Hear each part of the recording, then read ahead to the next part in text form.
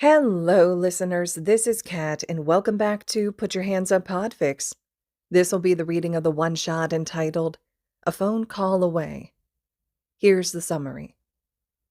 Bakugo was given Aizawa's phone number for emergencies. Midoriya showing up half-dead counts, right? 07. Only for emergencies. Unconventional weapon. Magic with a cost. It's us or them. Bakugo Katsuki remembers the day Aizawa gave him a little hope. It had been after an extended weekend. The dorms had closed, sending all the students home for the first time since they opened. It was a bad weekend at home with the hag. His old man went away on a business trip, which meant there was no one to calm Mitsuki down. Broken dishes, harsh words, even harsher hits. Katsuki had returned to the school with bruises and small cuts lining his skin. The words his mother spewed at him, playing on repeat in his head. Villain, no good brat, undeserving. He knew that the last one was about Deku. Knew the hag was still bitter that her friendship with Auntie Inko ended because of him and how he treated Deku. He also knew the hag was mad that Deku still wanted to be around Katsuki.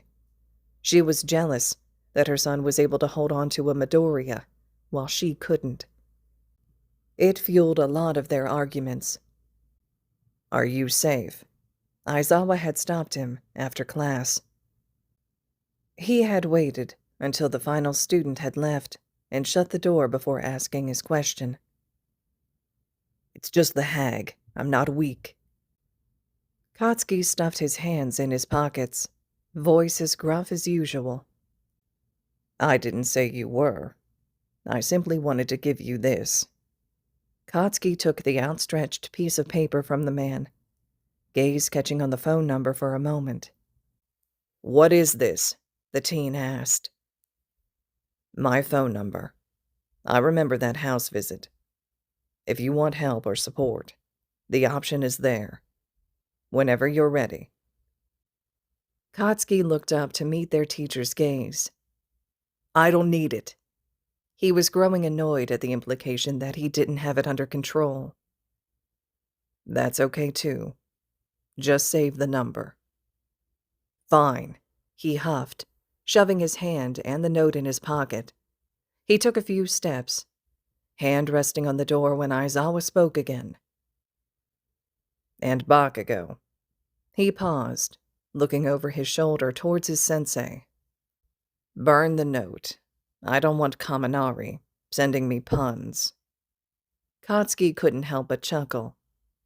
With a nod, he left the classroom. They were on another break now, this one a week long in between terms. He had only made it halfway through the week with the hag, and he was ready to go back to UA. A few more bruises on his ribs, some scratches and cuts on his arms that were easy enough to hide. The bruise on his cheek was a dead giveaway. Katsuki had yelled at the hag about it. She had slapped him. That expensive-ass wedding band cut into the bruise. A small scab now laid under his left eye. Katsuki just hoped it wouldn't scar. Katsuki laid in bed, enjoying the silence of late night. The room was dark, or as dark as it could get, with the curtains open. From his spot, he could see out the window, count the stars. He had opened it a crack just to let in a little fresh air. The nights were cool, and the gentle breeze kept him from feeling like he was suffocating. Aizawa's words kept rattling in his head. "The option is there." Katsuki looked at his phone again. Contacts pulled up and Aizawa sitting right at the top. Part of him wanted to ask for help. He was so tired of coming home to this. The hag's words kept rattling around too. Burden. Villain. He could talk to Aizawa, but what would change? No one would want to help out a villain kid. A kid with a shitty attitude and foul mouth. It would just be more of the same, no matter where he went. Katsuki's thoughts drifted to Deku. They were almost done their first year at UA. Just a term left and they'd be second years. This final term, Katsuki knew something had shifted between them. His guilt over their past smoothed away with kind reassurances from Deku. "It's okay, Kachan. I forgive you." Deku was stupid to forgive him for all his bullshit. They had started training together. Battle strategies and analysis flew between the two. Aizawa looked pleased that they were only going full force with attacks and barbs during training. Outside, they had grown closer, almost reaching that brotherly bond they had as toddlers. Katsuki was knocked out of his thoughts when he heard a gentle knocking on their front door. The sound faint, just enough to get someone's attention in the early hours. He glanced at his phone. 2 a.m. Who would be? Again, a gentle tap-tap on the front door. With a groan, Katsuki got up and slid his phone in his pocket. He walked down the hallway, careful to keep his steps quiet. He didn't want the hag to wake up. With a click of the lock, he pulled open the door, only to be met with Deku falling into him. Katsuki's hands flew up to steady the teen, one foot stepping back so they wouldn't crash to the floor. "Oi!" he hissed, careful to keep the volume down. "I'm tired," the boy mumbled. Katsuki slowly lowered him to the ground. He sat on his knees, Deku half sprawled on top of him. Katsuki's eyes roamed the teen. His clothes, what remained of them, soaked in blood. Burns and cuts lined the skin. His left side, a red, blistering mess, spanning from his ribs down to his knee. Deku's right wrist, purple and broken. The teen was hauling in short breaths, a wet rattle to them. Katsuki saw the blood on his lips then. His hair wasn't green anymore either. It was matted down and soaked in blood. God, was there any part of him that wasn't coated in red? "Deku, what the fuck happened?" Katsuki wasn't worried. He wasn't. "Dad." Deku sounded so close to just passing out. Katsuki remembered Hisashi, the cold way he would look at Izuku after the diagnosis came in. He also remembers them being 5, his aunt crying on their doorstep, Deku held tight in her arms. And God, why was this so similar? Katsuki was so sure the man had left them, never to return, so why was he back now? "Hey nerd, stay awake! Where's Auntie?" Katsuki lightly tapped his cheek. He felt some bitter laugh well up in him when he saw the matching bruise on the nerd. "Dunno, Mom." A cough tore through the teen, rattling them both. Red sprayed onto Katsuki's shirt and he cursed. "Just stay awake," he ordered, earning a small hum. Katsuki reached into his pocket and pulled out his phone. Quickly unlocking it, he finally pressed Aizawa's name. It rang once, twice, then, "Aizawa speaking." A small bit of relief flooded the boy. "Who is this?" "Sensei, Deku." Katsuki was surprised by the way his throat closed up, his words cutting off. He cursed himself for being so stupid. He didn't care, so why? "Bakugo, what's wrong?" Aizawa's urgent voice broke through his haze. Katsuki cleared his throat. "Deku showed up, beaten to a pulp. Sensei." "I'm on my way. 10 minutes, tops." Katsuki briefly heard the rattle of keys before the line went silent. "Kachan?" Deku asked, tilting his head back and looking at Katsuki with hazy eyes. "Yeah, nerd?" He signed. "You're hurt," the teen whispered. Izuku's shaking, bloody fingers raised to brush against his bruise. A pitiful laugh left Katsuki. "Worry about yourself." Izuku only hummed, hand falling back to the floor. They sat in silence waiting for Aizawa to arrive, the door still wide open. Katsuki was too worried to move. Worried that if he shifted, Deku would get more hurt somehow. He also felt that Deku was just moments away from disappearing. Deku kept a steady tap, tap, tap on Katsuki's thigh, proving he was still awake. Katsuki didn't know what to do. He felt like he should be doing more, something to stop the growing puddle of blood under them. He shouldn't be freezing up like this. The memories of the last time Deku showed up like this played on loop. Auntie sobbing for help. Her own bruised face scared him. Deku looked so small in her arms, arm hanging limply over her hold.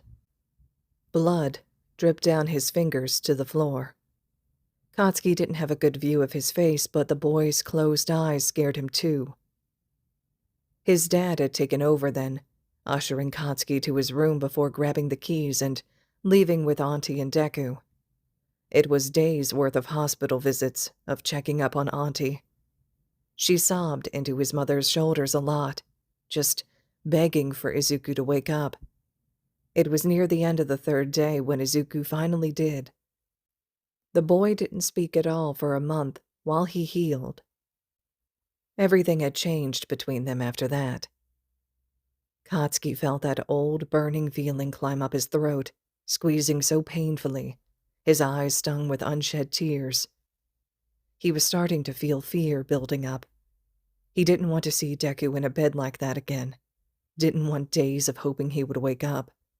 Weeks of silence after he finally did. Katsuki looked up from the broken teen when he heard footsteps approaching. Aizawa stood in the doorway. With a nod from Katsuki, the man entered the home, kneeling beside Deku. Midoriya. Deku flinched at the name, causing a whole chain reaction.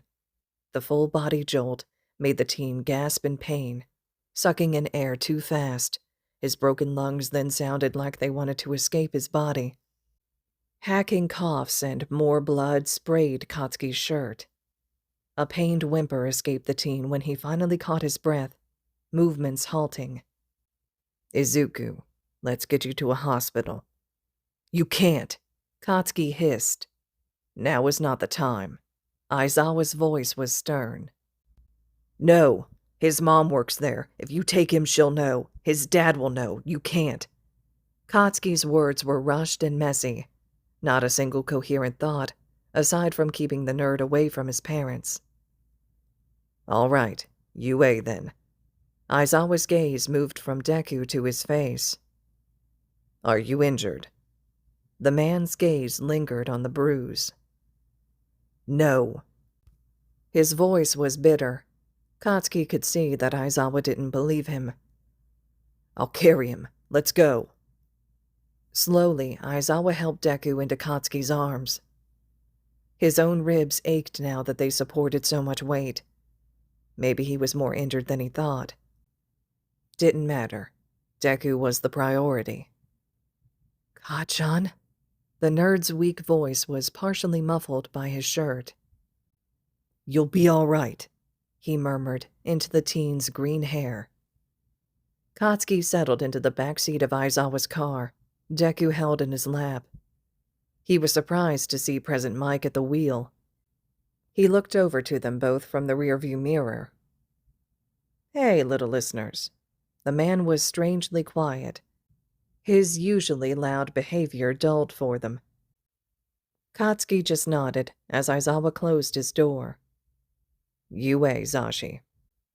The blonde didn't ask a single question as he took off, slightly faster than he should be going. There wasn't a single word between them. Katsuki expected questions from the blonde. Hell, even Aizawa. He expected to be pressed for more details that he didn't have. The men stayed silent, just trying to get Deku to Recovery Girl as quickly as possible. Kachan? Izuku stirred. Katsuki lightly squeezed his arm, a sign he was listening. You'll get help? He laughed and tapped Izuku's arm twice. their old sign for yes. It didn't take long for his laughter to turn into bitter tears. Good. Bruce is hurt. Katsuki just held him tighter to his chest. Tears flowed down his face as a broken sob escaped him. Fuck. Why couldn't the nerd just care about himself for once? It felt like no time and too much had passed as they pulled into the gates of UA. Mike parked the car as close as he could get to the entrance. Quickly, both men left the vehicle. Mike pulled open the door beside Katsuki. At some point, Katsuki had buried his face in Deku's curls, a sad attempt to hide his tears from his teachers. His emotions had drained him, leaving Katsuki exhausted. The warmth of Deku in his arms, the gentle motion of the vehicle, it all pulled that tired haze over his mind. His thoughts, his feelings, his surroundings, all became this fuzzy blur, blending into each other with no clear end or beginning. Hey, listener. Mike's voice was soft. Katsuki wondered if he could use his quirk to calm people. He thinks Deku talked about that once. I'm going to take Izuku now, okay? I need you to let go. Katsuki shook his head, grip tightening on the boy.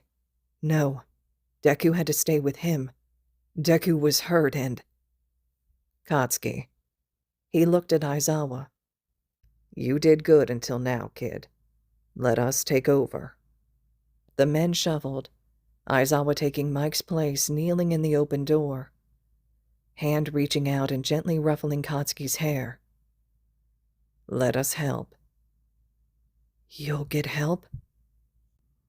Katsuki let go. Aizawa gently lifted Deku out of his lap, placing the teen in Mike's arms. Katsuki watched Deku's head roll towards the man's chest, his eyes closed, arm limp and hanging down. Blood slowly dripped off his fingers. Then Mike was gone. Katsuki's breaths came in short bursts. Not again. No, no, no, he whispered. One of his hands grabbed at his shirt, fist balling up the fabric over his heart. The other reached for his hair. Again, he was watching Deku be carried off, so close to death, and Katsuki could do nothing to help. He should have done more, he should have. None of that. A large hand wrapped around the one in his hair, loosening his own grip. His hand was guided to something warm and solid. Breathe with me, kid. Just copy me. The man counted out a pattern. With every hitched breath and gentle murmurs, Katsuki slowly gathered himself under Aizawa's guidance. There we go. Katsuki's hand was pressed to Aizawa's chest. His fingers curled to gather the fabric of his shirt. When you're ready, we can go see him. Katsuki thought it was strange to hear his teacher being so soft. He was used to his stern, no fooling around demeanor, not this. His throat was so sore, clogged with too many emotions all trying to pour out of him at once. It's okay, Katsuki. Both of you will be okay. They sat there for a few moments. Katsuki leaned into the seat. His eyes drifted shut as he took in the man's words. It's okay, kid. Get some rest. More gentle murmurs from the man. Katsuki let himself drift closer to sleep. He swore he heard the man mumble something about problem children and deserving better. Katsuki just felt warm as the man lifted him up, his own head rolling towards the man's chest. The swaying of each step finally lulled Katsuki to sleep. All right, listeners, this concludes the one-shot entitled A Phone Call Away. Lot of intense themes taking place throughout this one-shot, but a lot of great elements to it as well. You get a lot of interesting components with Izuku and Bakugo's backstory, right? Their childhood, histories of abuse and neglect, from both sides, right? And how they managed to cope with or deal with it. The fact that their relationship had been healing at UA, that they were becoming friends again, or that brotherly bond that Katsuki mentions, and the fact that Aizawa plays a big role here as well in being able to facilitate the two of them getting some help. I really like how the author did this one, and I really especially like the way it ends with Katsuki being at peace enough with Aizawa to be able to fall asleep. I think the author did an amazing job, and I'd love to hear your reactions and thoughts as well. Just as a reminder, like most of the fics that are read on this channel, this fic is located on AO3, so if you have an opportunity to slide over leaving comments, kudos, support to the original author, I'm sure it's much appreciated. Without authors who write and support Podfics, we wouldn't have them at all. So being able to go over and show up for them makes a huge difference, right? So if you have that opportunity, I would appreciate it. And please let me know your thoughts in the comments below. As always, thank you all so much for listening.